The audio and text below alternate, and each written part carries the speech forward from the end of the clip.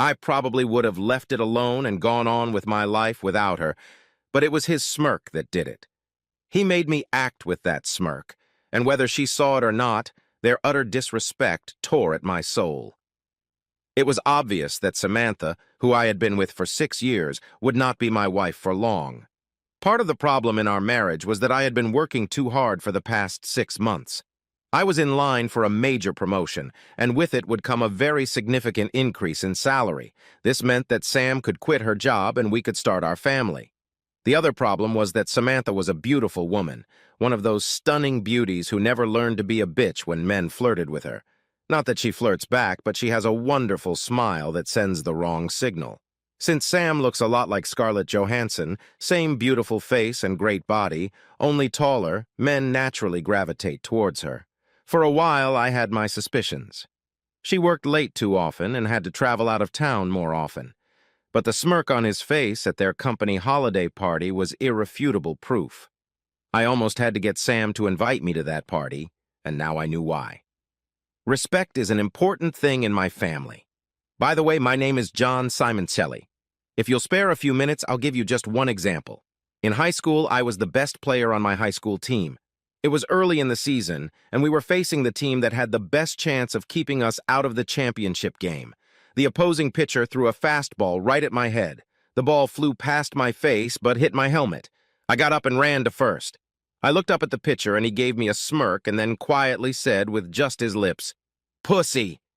I lunged at him and surprised the shit out of him.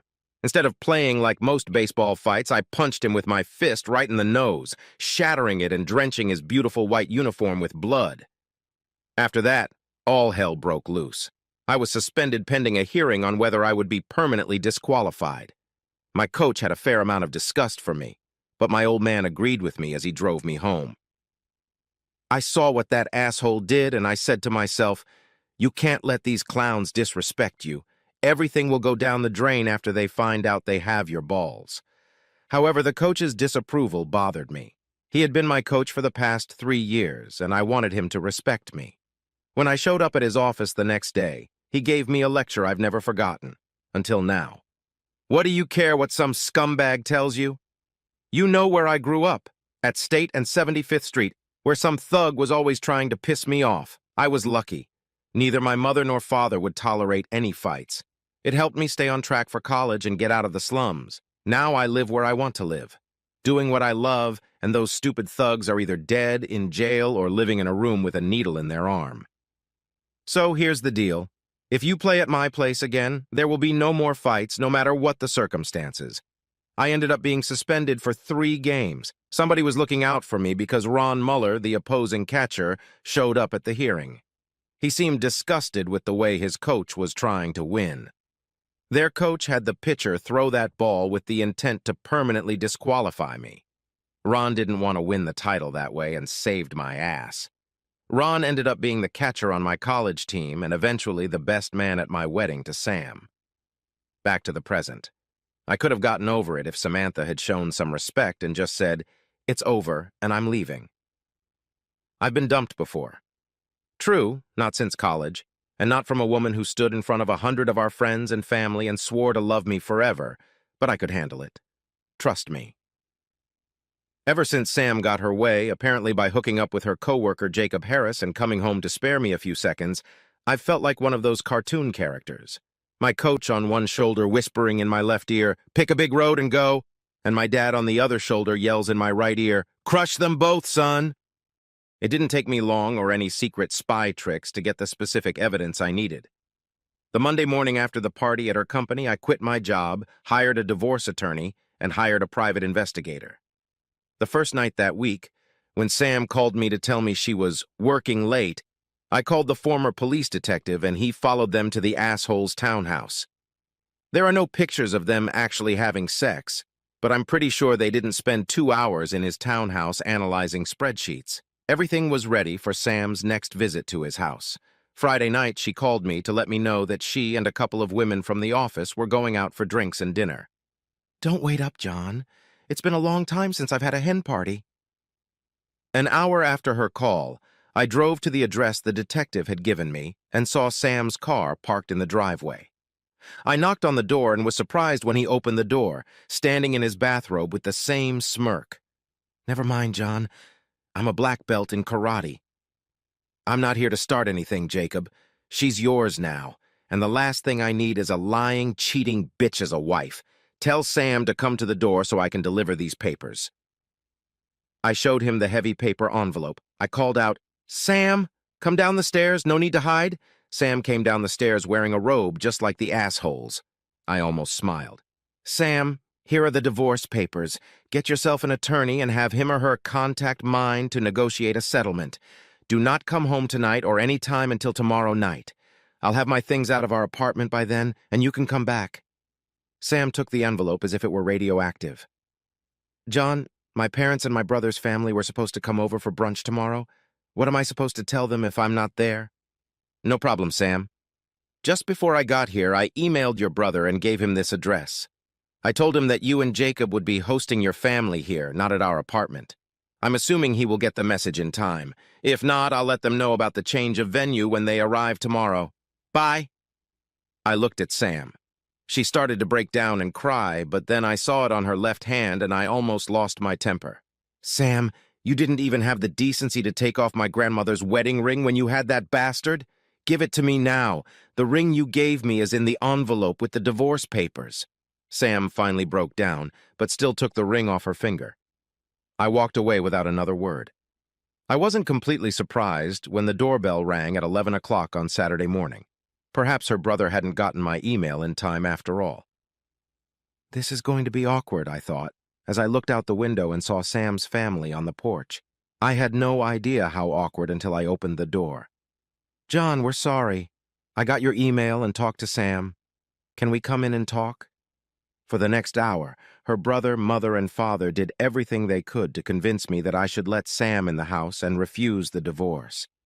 It seems Sam went to her brother's house after I left her and Jacob, confessed everything, and asked for their help. Sam knew I loved her mom and dad, especially since my parents had moved to the Sunshine State after my dad retired. The three of them talked about counseling, forgiveness, pity, etc. I spent the next hour trying to convince them it wasn't going to happen. No one was happy and there were no smiles when they left. It took all my willpower not to hug my mother-in-law when she came out on the porch. She was crying and I wanted to tell her it was okay, but it wasn't and I didn't hug her. For the next few months we danced against each other as usual until the divorce was final. She wanted to talk, I didn't. Her lawyer sought counseling, mine said it would be a waste of time and money. The marriage was irretrievably broken because of my wife's infidelity. A week before the divorce, I was invited to Ron's house for dinner. He knew more unpleasant details about why Sam and I had broken up than I did, because his wife, Jelly, and Samantha still communicated occasionally. I sat in his kitchen and watched his wife, Jelly, make dinner. Jelly, that's what we all call her, was 7 months pregnant and just glowing. Ron saw me looking at her belly and realized what I was thinking. "John, let's go out on the porch and chat." "I'll meet you there. I'm out of beer." I headed for the fridge and put my arm around Jelly's waist on the way. "He adores you, Jelly. Don't ever cheat on him." "Why would I do that, John? I love this man, and soon we'll have a little boy. I'm not crazy." That's what I would have said about Samantha a year ago. Look at us now, 6 days after the divorce. Sam got stupid, John. I'm nowhere near as dumb. Ron's not going to try to talk me out of this, is he? Go in there and listen to what he has to say. I'll tell you what I tell Sam every time she calls. I'll support you both in any way I can, except for giving either of you my opinion on what you two should do. I kissed Jelly on the cheek and walked outside. I handed Ron one of the cans of beer and waited. "John, Sam wants to meet with you and talk before the divorce becomes final. She called me and asked me to invite you." "That's not surprising. I thought about it for a while because it's not the first time she's asked. Why should I give her the satisfaction of her remorse? All it would do is to calm her down, and I'm not going to give her that." "I wouldn't either, John. But let me ask you this. Do you have any unresolved questions that she can answer for you? If so, turn it over to her. Get your questions answered first, then do whatever you want. Go out, stay, and listen to whatever." What he said made sense. "So you didn't call me down here to give her another chance?" "No, John. I only want what's best for you. As far as the divorce goes, I agree with you. I met Sam the night before our trial at a small cafe. We asked for a table in a quiet corner. Thanks for meeting me, John. Sam looked like she was about to burst into tears. It took all my willpower not to think of her little hands. I didn't give her a chance to start the discussion. Sam, I know you have something to say to me, but I have a couple questions first. The waiter chose that moment to take our drink orders and start talking about the chef's specialties. I interrupted him as politely as I could, ordered a bottle of wine and a chef's salad for two, and asked the waiter to please leave us alone as much as possible. He understood. Sam, my first question is, why? I thought we had something special. We were special, John, but the reasons for my actions are all old cliches. We were together and exclusive for 7 years. I was seduced by a good-looking guy at work who complimented me on everything. You spent more and more time thinking about work or being at work. That's not fair, Sam. You know I spent hours just to get a promotion. You wanted to be a stay-at-home mom, and I tried to make that possible. I know that, John. I knew it then, too. But at the time, I was a selfish bitch, and I wanted it all. Right now, I can't believe I screwed up so badly. We were less than a year away from having our babies. I even had names. Tears were streaming from her eyes, and I was still fighting back from holding her hands. Good. I promised myself I wouldn't ask, but I had to know. Was he that much better in bed than me? Sam surprised me. She started laughing through her tears. No. He was nowhere near as good at making love. Sam didn't notice the waiter coming up behind her when she said that, and when he set the wine down, he took a moment to look at my lap and smiled as he left. Sam blushed like a beet, and we laughed together for the first time in 6 months. We were done with the salads and wine. Sam spent time trying to get me to accept her apology, but I didn't give up. I told her that I might someday, but that it was too rude and too soon. As we got up to leave, Sam dropped one last bomb on me.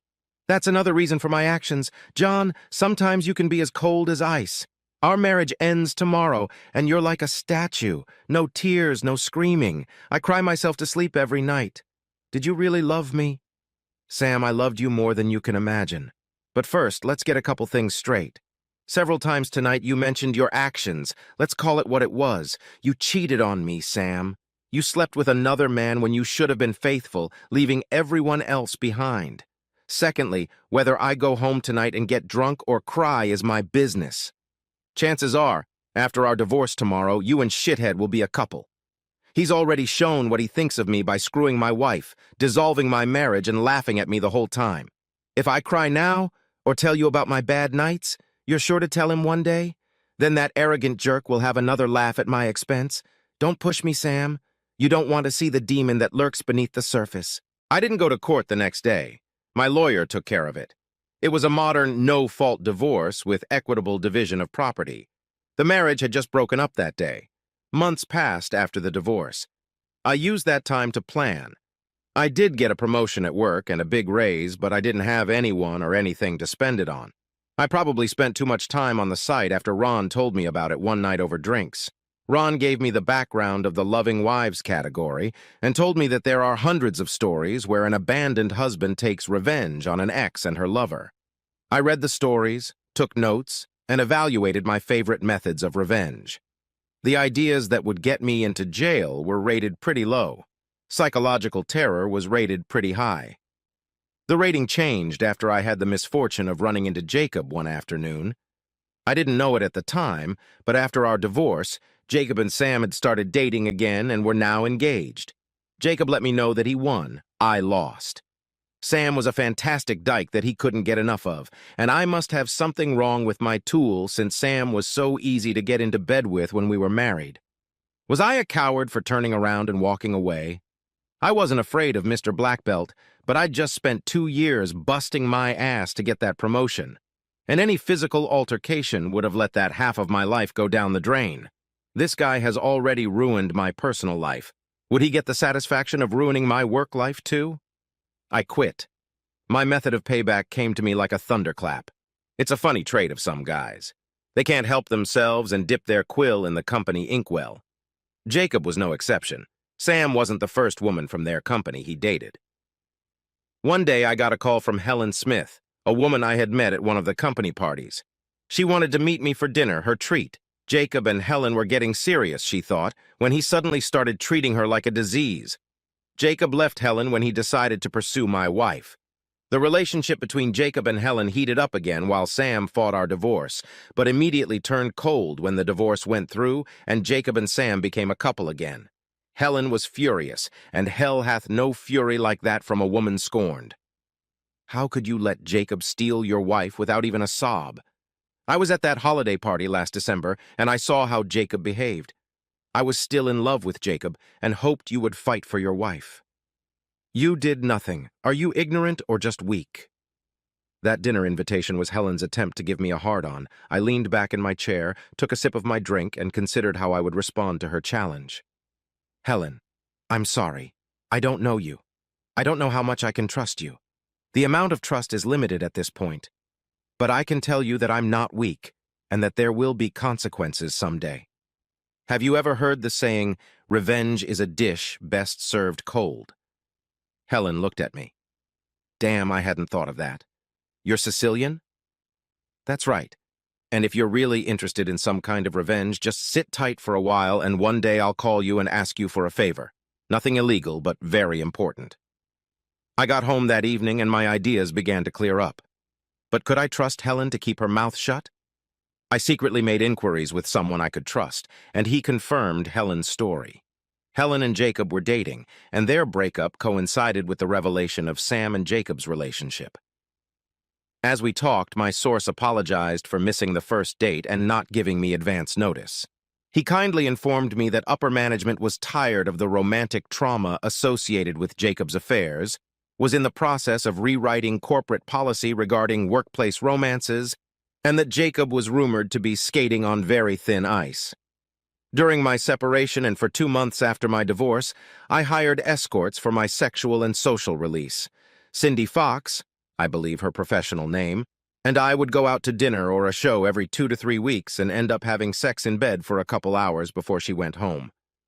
It cost me a tidy sum, but like I said, I had nowhere else to spend my increased salary after my promotion. This was the first time I'd ever paid for sex, at least directly, but I didn't want to tempt myself into a renewed relationship, so Cindy became my go-to whenever I had the urge. She also became an integral part of my plans. I called Helen and told her that if she was willing, she had only 2 tasks. First, to give me Samantha's schedule for when she was out of town on business. Second, to approach Jacob at the right time and ask him to meet her in a public place to get it over with. Helen called me the next day. Sam was to be out of town in 2 weeks for 3 days and nights.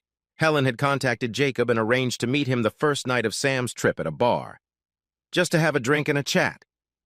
But I'm sure Jacob thought it might be the last time he would meet Helen.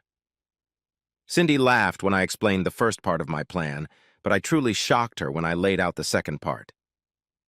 Cindy, have any of the women who do what you do ever gotten a social disease? I'm not talking about deadly things like AIDS. I'm talking about treatable things like gonorrhea. Sure, it happens, but rarely. Most girls insist on condoms. I know a couple who have sex without a condom, but they try to be careful and charge double for the privilege. There have been a couple of girls like that who had to be treated. Can you do me a favor, please? Let me know when one of the girls has something to add. I'll pay her for sex without a rubber, and I'll pay you the same as I would for a finder's fee. You're kidding, right? You want to get this guy something? Nothing lethal, just something to ruin his wedding night. Everything was ready for part 1. Cindy told me the details later that night. She was sitting at the bar sipping a cocktail when Jacob walked in and sat down next to her. They exchanged smiles, and Jacob ordered a scotch. Cindy was dressed in a casual business suit and looked very professional. Almost immediately, Jacob's cell phone rang. Of course, Helen, I understand. I hope your mom is feeling better.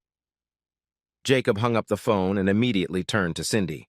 Hi, I just got dumped because my girlfriend's mom is sick. Can I get you some more? Cindy smiled broadly at Jacob. Sure, I can handle 2, but don't try to get me drunk. I've been on the road for 2 weeks and I haven't seen my husband in 2 weeks. The girl was starting to get turned on. Cindy flashed the engagement ring I bought at the pawn shop for the occasion. It was like waving a red cape in front of a bull. Jacob took the bait. My name is Jacob. Nice to meet you. Anne. They drank and chatted a bit for half an hour. Cindy had actually had her third drink and was trying her best to appear a little tipsy.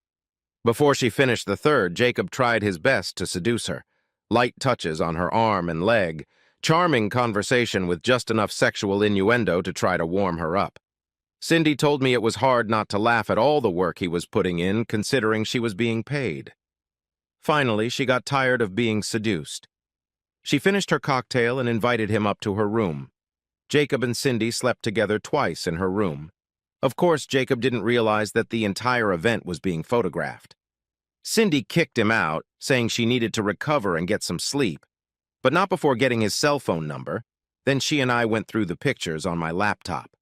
I promised that any pictures in which she could be identified would be erased before the camera or memory card left the room.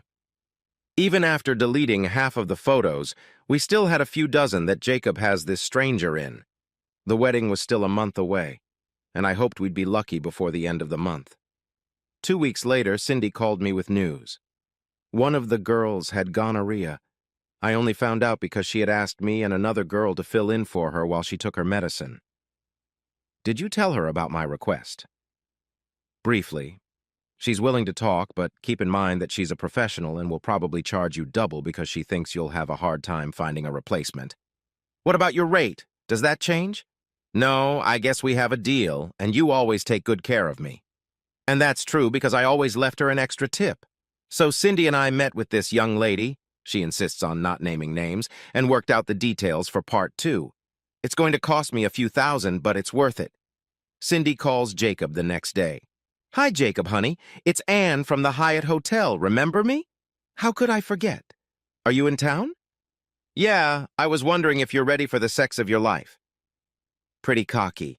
We had a lot of fun that night, but what are you willing to do to make it the sex of my life? I'm here at the Hyatt with a coworker. She's rampant, and after what I told her, she thought you could handle both of us this evening. Can you handle it? Of course, Jacob's self-esteem led him to believe that 2 women would want to screw him. I just need to make a quick phone call and I'll be in the lobby. Not in the hall. Just go up to room 449. We'll be here. Bring some Capital One chilled. When Jacob arrived in room 449, our mystery girl was there, but Cindy wasn't. Where's Anne? He asked. Anne got a call from home. Her son was sick and she returned to her room, familiarizing her husband with the daily routine. It was the first time he was dealing with a sick child, she said. But you and I can get started. And they did. Cindy never showed up, but our mystery girl did her best to make Jacob forget about the threesome. After he left at 10, she met us at a local cafe and picked up the rest of the money I owed her. I admit I felt like shit doing that to a guy, but he's such an asshole that by the time he left, I had pretty much calmed down. She took the envelope and walked out the door. Cindy looked at me and shrugged. I told you she was a professional. You paid me for the night. Did you want to go to your place and have some fun? I wanted to, so we went. I waited a week after the wedding and finished my project. Both Sam and her company received envelopes in the mail with fake return addresses. Both envelopes contained a brief letter and a set of photos. Sam's letter stated, Dear Mrs. Harris, I'm sorry to break the bad news, but it seems that your husband and my wife met while she was in your town. The private investigator hired for evidence provided me with these photos. I have only included the ones that show his face so that you have no doubt that it is him. I wasn't going to inform you except that I just received a message from my doctor that she has given me a social disease. You might want to get tested. Signed, your husband's whore, ex-husband-to-be. The letter to the CEO stated, Dear Sir, I just thought you should know what kind of man works at your company. According to my wife, he picked her up in a bar, got her drunk, and infected her with a social disease. I don't know if this letter will reach you or if you care, but I would watch this scumbag. He seems to have no morals. Signed, One Regretful Husband. Things quickly fell into place. Sam's family dissolved the marriage, Jacob was fired, and rumor has it they were both on medication. It's helpful to have a friend in the county health department. I was largely occupied with getting my life together. Sometimes I envisioned subsequent scenarios. In one scenario, I beat the crap out of Jacob. In another, I pretend to go back to Sam, take her to a foreign country, and then leave her there without any cards, passport, etc. I could have done the same thing if it wasn't for the vision of her mother and what it would do to her. I may have been that cruel to my ex-wife, but not to my ex-mother-in-law's daughter. But I quickly lost interest as my new job became more interesting and challenging. It went on like that until the next Simoncelli family picnic. Uncle Vin, my father's older brother, was there. Uncle Vin is related, if you know what I mean. He beckoned me over and we chatted quietly. "Johnny, tell me about your divorce. What happened? I liked that girl." I told Uncle Vin the Reader's Digest version of our breakup. "What did you do about it?" Then I explained what I did to get revenge. "It's awful, but it's not exactly scorched earth." "No, Uncle Vin, I did everything I could to put it behind me, took the high road." I told him why. "That's good. And those are good reasons. You know, that baseball coach really did you a good favor." Uncle Vin was neither more nor less of a bigot when it came to racial issues, but he always thought it was funny that a black man from the slums of Chicago had as much influence on my life as my father had. "If you had gone into your flashy daddy, you wouldn't be the man you are today." Many times I had to calm my little brother down, or he would have ended up dead or in jail. You ever talk to Coach Price? Just a few times, and not since my senior year of college. I kind of lost touch with him. You should look him up. He volunteers at the Boys and Girls Club on West Palmer. Let him know what he did for you.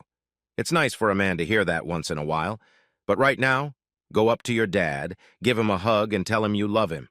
He needs to hear it too. Uncle Vin was a funny guy. I heard a lot of people were afraid of him, but he always acted like a teddy bear around me. I did go to see Coach Price, and he convinced me to start volunteering at the club. I even started dating his niece, a beautiful woman. But that's another story and will have to be posted in the romance section of the website. In other words, no drama, just love. One last thing. For my 30th birthday, I received a birthday card from Uncle Vin. It simply said, "Happy birthday, nephew. Nobody makes fun of Simoncelli." It seems a certain Jacob Harris was found last night in an alley behind a bar he frequents. He was the victim of a robbery. Nothing life-threatening, but he had a broken nose, several fingers and ribs, and 2 badly swollen nuts. I guess his black belt must have been left at home that night.